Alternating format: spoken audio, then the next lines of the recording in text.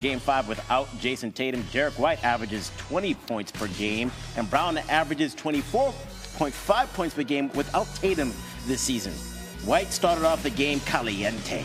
Pulls up and nails the three there. He made 4 threes in the first. Brown had great chemistry with White. Finds him here at the top of the key. Woo-hoo, that's another three. The duo was going on. That theme would continue. Brown takes it to White from the wing. 4th career playoff game with 7+ 3-point field goals, second most in franchise history. Brown stepped up in Tatum's absence as well. Lobs it to Luke Kornet there. He had a career-high 12 assists. Brown can shoot too. It's in your face. Drains it. Brown wasn't done. Swings it to Kornet, who founds Brown wide open in the corner for 3. Jaylen Brown, post-game on overcoming Tatum's injury. The air kind of left the room after hearing the news with JT. So, you know, we didn't want to go out like that. We didn't want to make no excuses. We didn't want to come out and give up or just turn the season in like what everybody else probably would expect. So seeing our brother go down was tough. And, I mean, he texted us today before the game, like he's cheering us on. So none of us want to go home. We understand that it's only going to get tougher. We haven't done anything yet. Just got to find a way to go to New York and win a game. Joined now by Brian Windhorst from TD Garden in Boston. Windy, how did the Celtics prepare in the 24 hours leading up to this win after losing Jason Tatum for the season? Yeah, they had a team meeting on Tuesday, and before they went over the game plan for Game 5, Jaylen Brown and Al Horford spoke to the team, talked about how they needed to react. They talked about the importance to send the message to Jason. And then on Wednesday, the team got a message from Tatum after he was recovering from his Achilles surgery, encouraging them, telling them that he would be bouncing back, and he was hoping that they would play great without him tonight. And you definitely saw the Celtics play emotionally at times. It didn't have the smoothest start to the game, but in talking to their players afterwards, they do think that they were able to bounce back quickly after getting that message from Tatum and also hearing from their veteran teammates. Yeah, you could sense the urgency that the Celtics had on their roster. Jaylen Brown had a career high in assists. Derek White had 34 points. But why do you think the biggest factor in this game was a backup big man?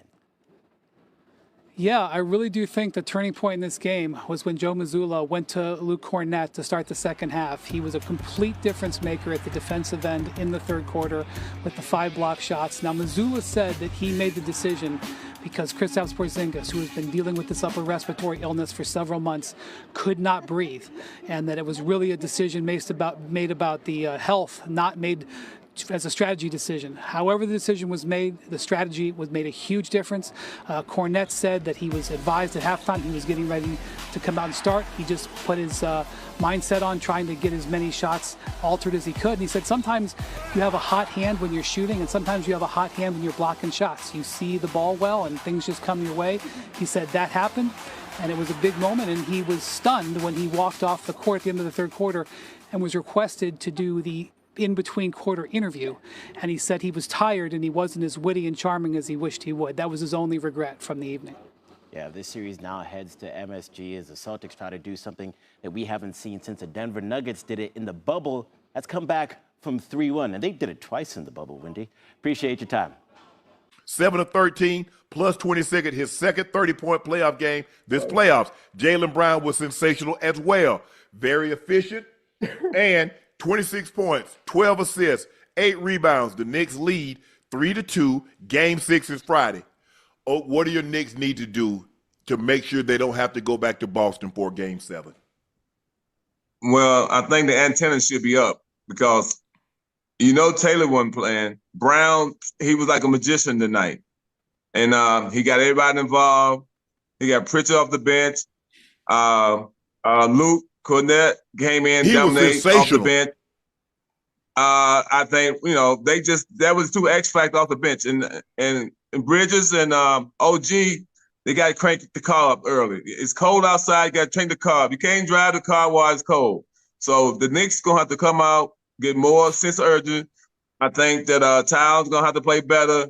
And they got to know, you got to set them out the 6th game. Going home, You forget about game 5. You lost. You know, they dominate the whole game, went up 20 again, 24 points. And, you know, I think Tim should have took the guys out with 5 minutes going to 4th. You wasn't coming back 22 points in 5 minutes. But, you know, Bronson fouled out. You know, Drew Holiday stepped his game up. I mean, they came to play. And one of their best players, like Curry was missing for Golden State, Tatum missing for Boston, but Boston showed up. They showed up and showed out. You got Jaylen Brown had his most efficient game of this series. He was 9 of 17, 3 of 5 from the three-point line. He was 26 plus 28. Derek White, 9 of 16, 7 of 13, 9 of 11 from the free throw line, plus 26. Holiday, plus 14. He was plus 23. You got Al Horford, who was plus 11. And then you mentioned Luke Cornett came off the bench. He gave you 10, 9, and 7 blocks. And Pritchard was plus 24. He had one of the highest plus minus. He was 5 of 14, 17 big points. So they got the contributions that they needed in order to keep the series alive.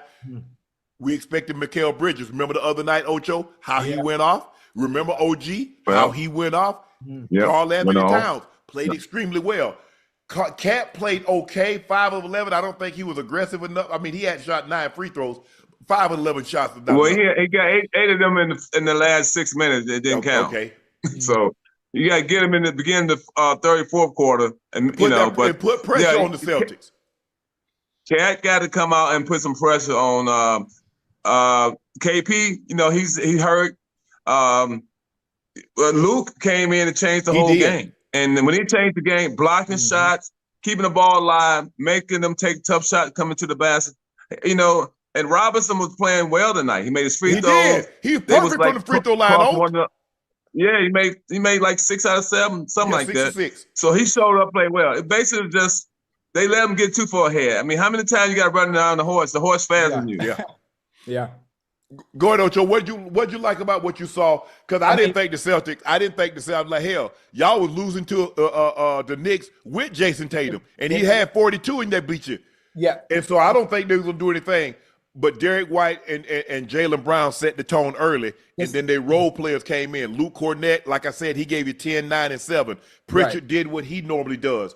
And so now I got my contributors, they're contributing. But listen, the contributors contributing on the offensive end, but we need to talk about it on the defensive end on what they did. They stifled the damn offense for the Knicks. They made everything when it came to Jalen Brunson getting himself in rhythm and creating shots and being able to pass the ball. They suffocated my dog all goddamn game.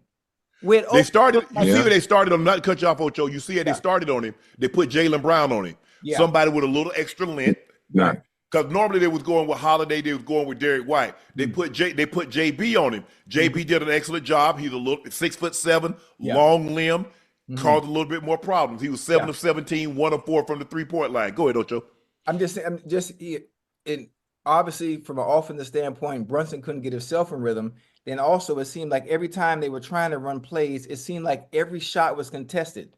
Every shot or running the offense, it was very difficult, for them to do. And on the other end, in transition, offensively, the goddamn Celtics was hitting all the goddamn shots.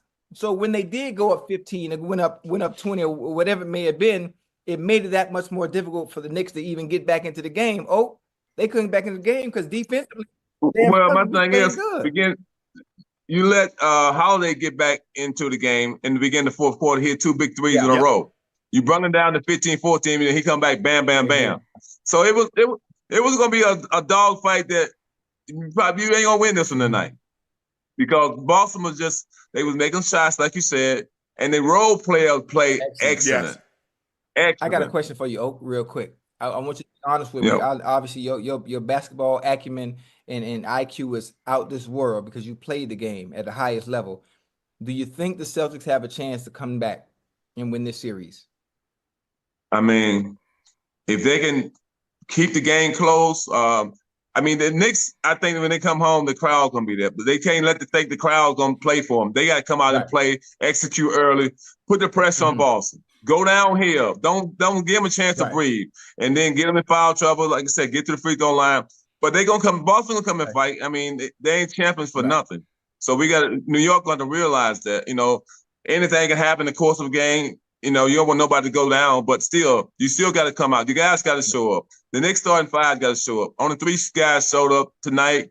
You need all 5 of them to play. It's a band. Everybody got to be on their point. Everybody got to be able to play the instrument. Are you worried or are you confident? Are you confident the Knicks going to close this thing I'm out? confident. I mean, it's 2 to win 1, but you got to get the first. They need to win the one game 6. Don't say, well, we made a mistake and go. You don't want to go back to Boston. No. And what Jaylen Brown showed tonight, IQ, he can play game. Everybody was questioning, can he step it up? Jason Taylor not here. He stepped it up and stepped on the Knicks. He did. The Knicks shot 40 free throw attempts, so they were getting to the foul line. They didn't shoot the ball particularly well, and then they like, you know what? Right. Because I think 3 straight trips down, Brunson got to the foul line, and he's very crafty at drawing fouls. And if it's a close ball game, that's what you have to worry about. He's so great in the clutch. He's probably the best player in the clutch in the NBA because he knows he can shoot the 3, he can get to the midi, he can get to the rim, and he knows how to make you foul him, to put him on the free throw line to stop the clock, and so gives you guys a chance to chase you down. But you're right. I thought what Boston did tonight. Now, if you let them shoot 45% from the 3, and they shoot as many threes as they shot, you're gonna have your hands full. They shot in the low 40s. They shot 45%, 22 percentage. of 49. Right. So they outscored you. But my thing with Boston is, you by 30 though. Yeah. Well, I think the Knicks only made 7 for 29. 12 of 30. It was 12 of 30. 12 for 30. So, I mean, they beat them in that. They beat them just about every category. So they got to realize that they got to come out and play. They got to eat their lunch early, eat another lunch, and be ready. Because it ain't gonna be easy. Hey, they got is there a better way? I'm just talking about for me, watching the game. It looks like every offensive possession for the Knicks, it's a struggle just to create a shot or to even get a shot. Or when they do get it, it's always contested. Somebody draped over somebody or they falling back. Like nothing is ever just clean. Nothing is ever just smooth. They run an offense basically off of what Brunson can do. And everybody else, they get stagnated sometimes. And I think that Towns got to go to the post. From him being around the top of the key 3-point line, he crowded the whole thing up. He need to go on the baseline and post up and take some of the pressure off the guys up top. But like you said, the guys, they do be going, seem like, it was a tough shot. But the one thing they do on offense, they get second shot and they hustle. They crash the boards. And the thing is, Ocho, it's like with anybody. It's like if you play with Luka, you find yourself, because he's so ball dominant and handling the ball, you find yourself watching him. No, bro. Hey, get your ass out of the way. Create some space.